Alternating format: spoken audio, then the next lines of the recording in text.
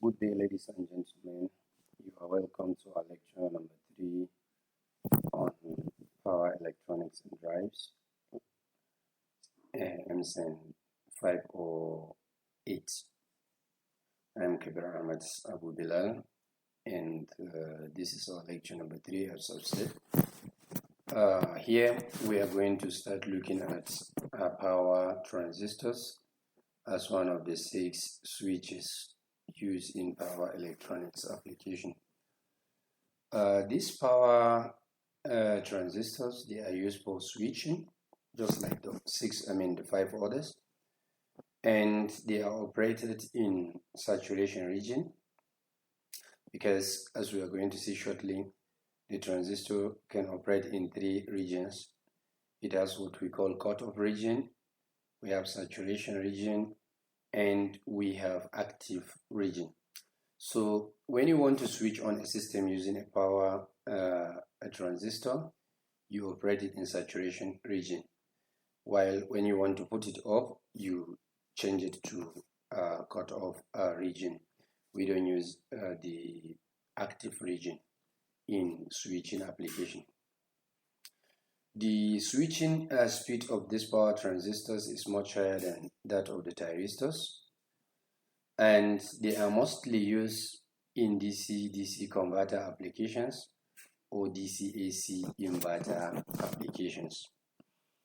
And when you want to use it in such a way that it will conduct in 2 directions, that is, you want to get a current in 2 directions, we use inverse parallel connected diodes.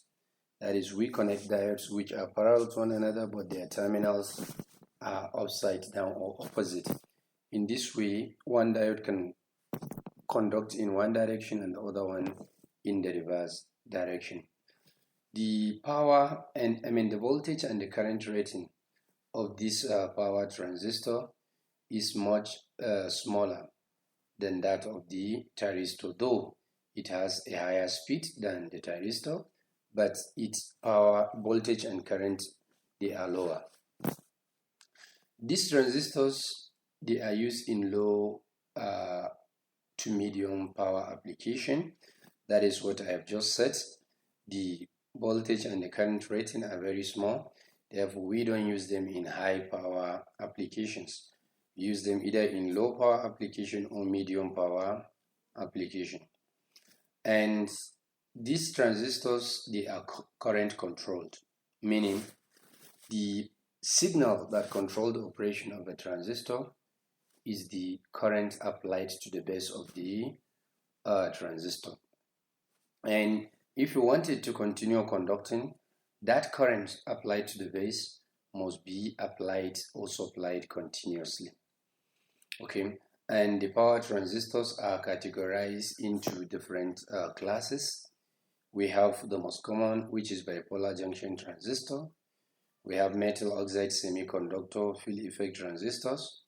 We have insulated gate bipolar transistors, and we have static induction transistors, 4 of them, which are used as power transistors in power electronics application.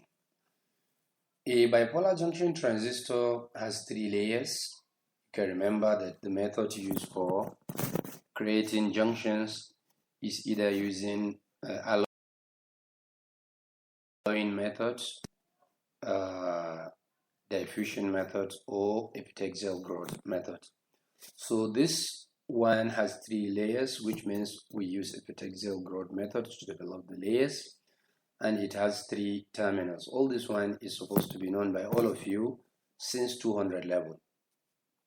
And the terminals of the bipolar junction transistor are the base, the emitter, and the collector. And it has 2 junctions. That is a junction that is connecting the collector and the base, that is the CB junction. And we have the second junction, which is connecting the emitter and the base, which we call EB junction. And transistors, they are of 2 types with respect to the type of extrinsic semiconductor material used. We have NPN, which is made using N-type, as the collector, p-type as the base, and n-type as the emitter. Then we have PNP, which has p collector, n base, and p emitter.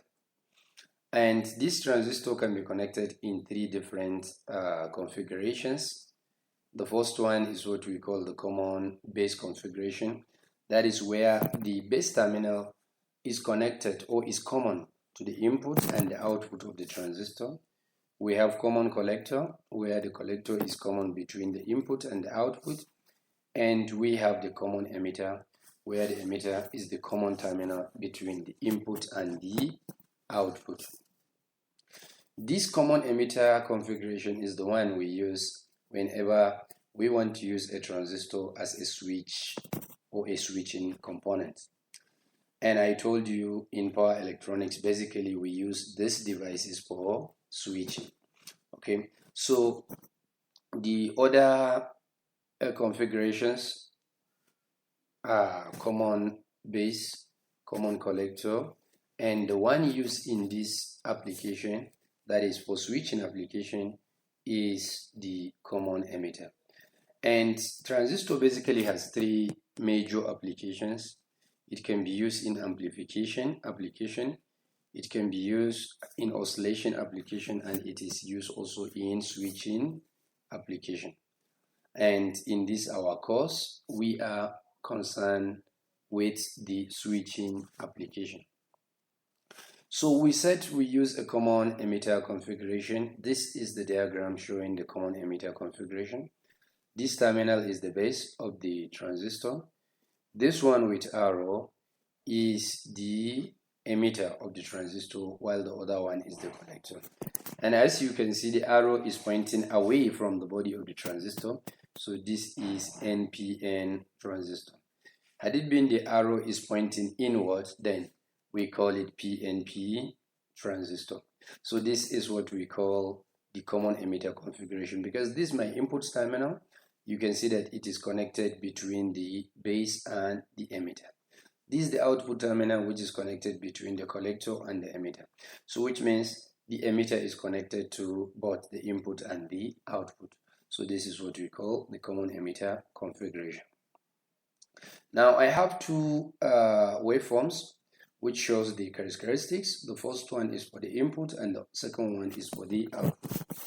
The input parameters for any bipolar junction transistor are the base emitter voltage, that's the voltage which is applied between the base and the emitter.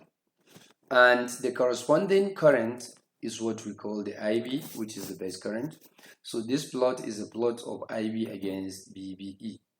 And here we can have 2 or 3 or 4 curves depending on the corresponding values of the voltages between the collector and the emitter, that is BCE voltages. Okay, as you can see, this curve comes earlier than this, which means whenever you keep on increasing the BCE, the rise of the curve will be increasing. So therefore, this is the input characteristic, while this one is the output, because the output, as you can see, is between the collector and the emitter. So the collector current is my output current, while the collector emitter voltage, that's the voltage between the collector and the emitter, is the output voltage. And here also we plot the IC against the BCE with the curves depending on the base current. When the IB changes, you find that the height of the curves also do change. Now, when you use a transistor in any of the configurations mentioned, here we are dealing with the common emitter. But in any one, it can operate in 3 regions. It can be either in cut-off region, it can be in active region, and it can be in saturation region. Okay, and the cut-off region is the region where the base voltage, current IB, is not enough to start producing the output at the output terminal of the transistor. While the active region is the region between these curves, where the transistor can conduct normally, and it is used excuse me, it is used in this case as an amplifier in active region. Then beyond the level of this curves, we have what we call the saturation region, and that is the region where we operate our transistor when we use it as a switch. In the cutoff region, as I said, the base emitter base junction and the collector base junction, all of them are reversed bias. Therefore, the transistor is not conducting and it is switched off. And when the transistor is in this cutoff states, it acts as open switch, that is, it is open circuit, no conduction, and therefore the collector and the emitter doesn't have any output. When you operate the transistor in active region, you find that the transistor is used as an amplifier, as I've already mentioned. And in this case, the collector base junction is for reverse bias, while the emitter base junction is forward bias. In the third region, which is the saturation region, the transistor is now acting as closed switch, which means the switch is conducting, and both the base collector base junction and the emitter base junction, all of them are forward biased in saturation region. Now the next thing is to look at the switching characteristic of the bipolar junction transistor. The most important application among the ones I mentioned, I said it has three basic applications: amplification, oscillation, and switching. So here we are dealing with the switching of the transistor. Whenever you want to use a transistor as a switch, you operate it in cutoff region when you want the circuit to be open, no conduction, and you operate it in saturation region when you want the circuit to be closed, that is, to be conducting. When the transistor is driven into cutoff region, it is in non-conducting state, while when it is in saturation, it is in conducting states, as I have already explained. So whenever the base voltage VB starts rising from 0 to a given value, that's the minimum value VB, you find that the corresponding base current will also start increasing, because we said transistor is current controlled device. So it is this base current that controls the operation of the transistor. But before you can get the base current, you must apply a necessary base voltage. So when this one starts rising, the collector current does not start rising immediately. The reason is that we need a minimum voltage, which is called turn-on voltage or cut-in voltage, which must be greater than 0.6. Typically for silicon is 0.7 volts.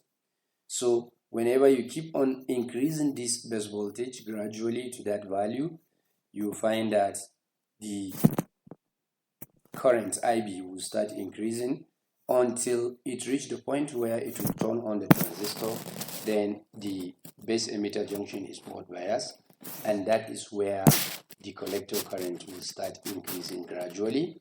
And if you keep on increasing the base voltage, you will push it into what we call saturation region. The collector current there, IC, it is called the saturation current. And the time required for the current to rise from 0 to 10% of its maximum or final value is what we call the delay time, TD. And the time required, or the time taken by the current to rise from that 10% to 90% of its final value or maximum value is called the rise time. So the total time required for turning on the bipolar junction transistor, T on, is equal to the summation of the delay time plus what? The rise time. The turn on of the transistor, if you want to turn it on, it depends on some factors. The first one, the transistor junction capacitances. Whenever the value of the what we call parasitic capacitances in the junctions, that is between the base emitter junction or collector emitter junction, the capacitance is the value of those capacitances, the higher the value of the time on voltage. The higher the value of the time on voltage.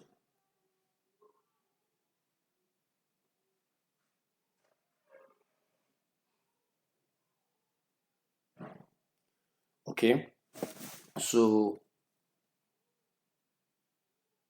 the second factor is the time required for the emitter current to diffuse across the base region into the collector region.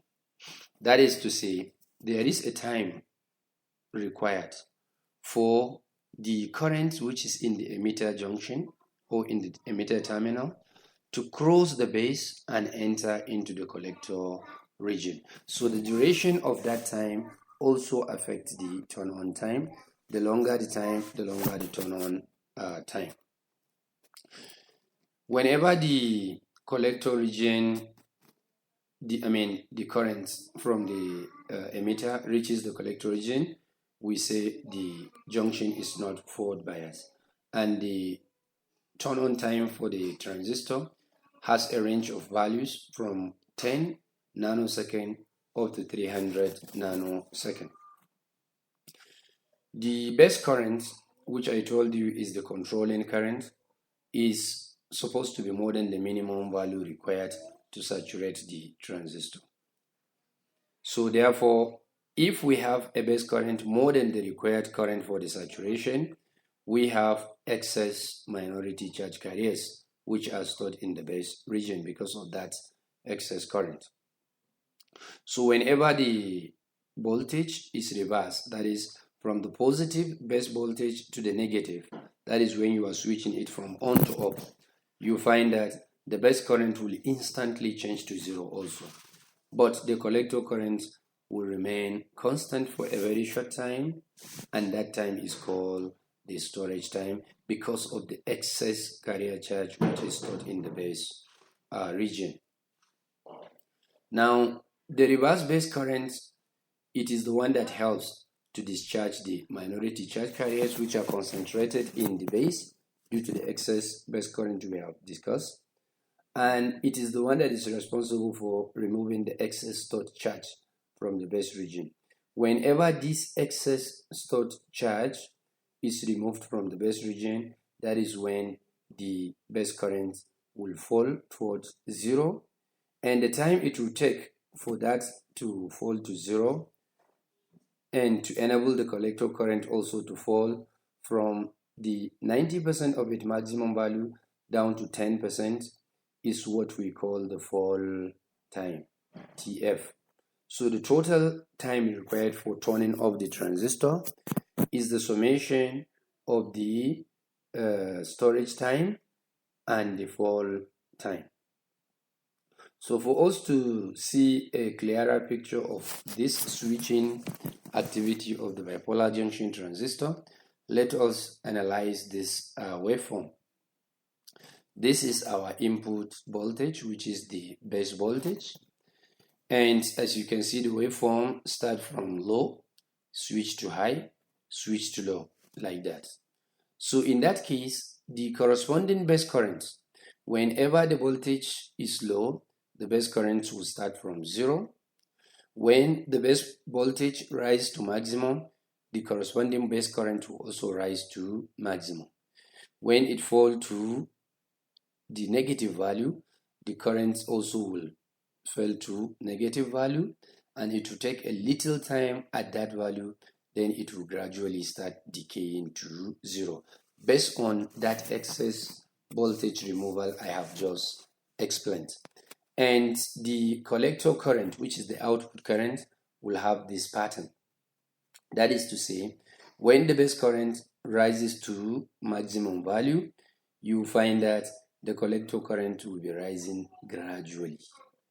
The reason is that we need a time to allow charges to cross the emitter junction, go through the base junction before they enter the collector junction. And that is why it takes this time, the delay time 10%, for it to start rising. And then there is another time, which is the rise time, TR. That is the time to rise from 10% to 90%. And after that, it will reach the maximum value. So that from this plot, you can see that the collector current will rise to its maximum after some delay. And that delay is the summation of these two times. That is the delay time plus the rise time. And that is what we call the turn on time. Okay, so when it reached that maximum value, whenever the base current drop to zero as a result of dropping of what? The base voltage, the collector current will never do that. It will maintain same value for some time, and then gradually it will start decaying down to zero. And the reason is the excess charge carriers which are stored in the base junction, just as I have already explained. So ladies and gentlemen, this is the end of this lecture number 3. I thank you very much for your time. I advise you to watch this video over and over again. Ask any question when we meet. Thank you very much.